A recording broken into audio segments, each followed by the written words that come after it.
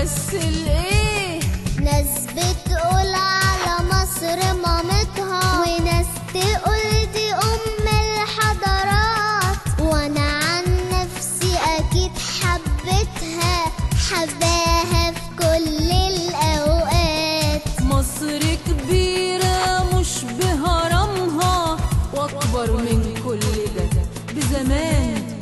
في القرآن ربنا كرمها، رفعت راسنا في كل مكان. القرآن الأديان لسه ما صلتش النهاردة كده. أنا وحشة حقيقي بجد، أنا رايحة بسرعة أتوضى علشان ألحق وقت الفرض. انتي على بعضك كده لمضة، وما شفتش في شقاوتك حد. استني شوية اما اتوضى ونصلي جماعة مع بعض. أنا كده أيوة يا ماما طبعا، حبيت مصر بكل ما فيها، وبحبها قوي جدا جدا، حابة أطمن بس عليها. يعني خلاص انتي اطمنتي، نمتي وسبتيني وارتحتي. نامي براحتك الله يسامحك، بس على الله تكوني فهمتي.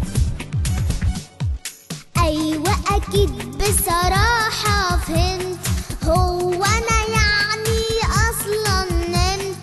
ايه رأيك بقى ان انا اللي منك انتي اتعلمت؟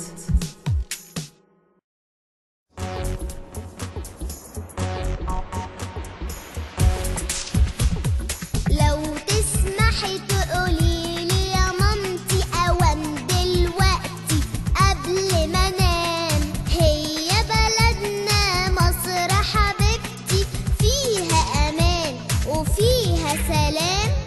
اسئلتك اوفر بصراحة، انا مش عارفة اقولك ايه. بصي كده حواليك بالراحة، اي سؤال هتجاوبي عليه. انا بسأل بس ما افورتش، وانا لما اتحيرت سألتك، اصحابي سألوني معرفتش. معلش استحملي بنوتك. عندي بكرة شغل كتير، عاوزة انام علشان تعبانة، وانتي بقى تصبحي على خير.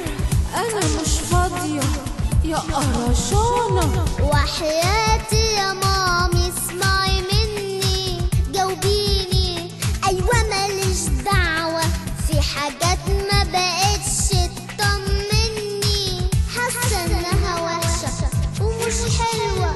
انتي صغيرة لسه وسنك اصغر من اللي بتسألي فيه.